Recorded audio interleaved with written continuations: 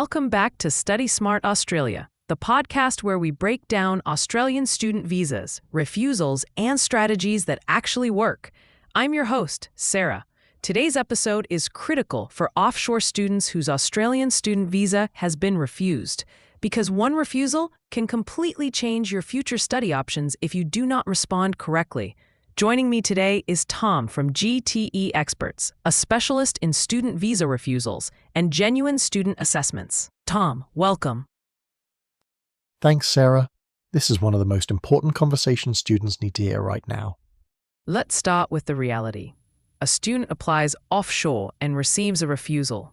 What changes immediately after that decision? A lot changes, and it happens very quickly.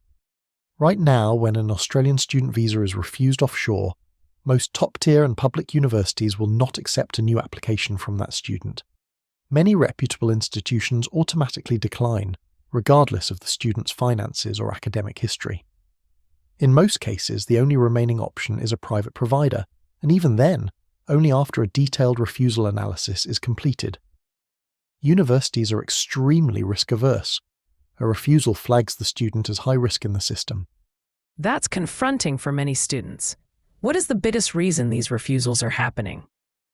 The most common mistake is that students rely only on the 4 short questions in the visa application form. They believe those answers are enough to meet the genuine student requirement. They are not. If you look at the official guidance used by the Department of Home Affairs, the genuine student assessment involves more than 20 criteria. These include personal and economic circumstances in the home country, employment prospects after study, immigration history, course relevance, academic progression, financial capacity, and incentives to return home. The 4 questions are just a formality. The real assessment happens behind the scenes. So what should students have done differently from the start? They should have prepared one comprehensive genuine student statement. Not short answers, not copy-paste responses. One structured document that clearly addresses all the assessment factors. It should explain why this course was chosen, why Australia, why now, and what realistic outcomes exist after study. It must demonstrate strong reasons to return home.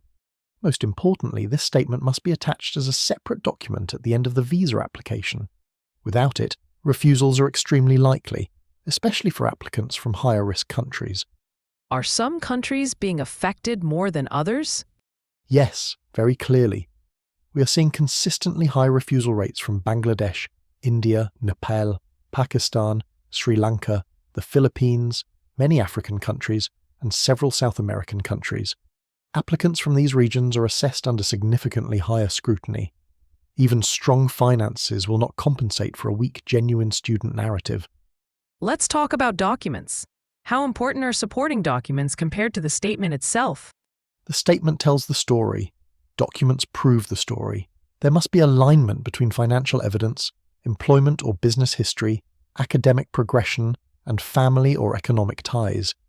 If there is a contradiction, credibility is lost. And once credibility is questioned, refusal becomes very likely. What is the biggest mistake students make after being refused offshore? Reapplying blindly. Many students change agents, reword the same story, and reapply too quickly. That almost always leads to a second refusal, and a second refusal is far harder to recover from. A refusal must be analysed properly. It should never be rushed past. If Australia is no longer viable, what options do students still have? There are strong alternatives. At GTE EXPERTs, we also assist students with study pathways in the United Kingdom, Canada, Singapore, the United States, and Europe. In many cases, these options are lower risk, faster, and strategically smarter after an Australian refusal. Final advice for students listening today. Visa decisions are not emotional, they are analytical. If your Australian student visa was refused offshore, do not rush and do not guess. Get a professional refusal assessment. Handled correctly, options still exist. Handled poorly, doors close very quickly. That was Tom from GTE EXPERTs. Thank you for joining us. And to our listeners, if your Australian student visa was refused offshore, get proper guidance before making your next move.